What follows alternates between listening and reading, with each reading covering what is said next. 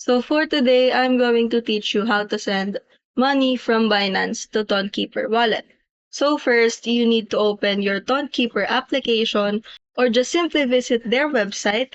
And after accessing it, just simply click or select the USDT. And after you click the USDT, you will see three options, which is the send, receive, and swap.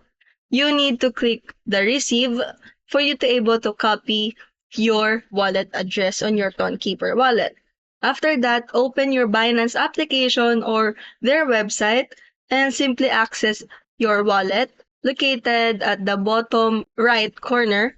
And after accessing it, just simply go to the spot section and click the withdraw button.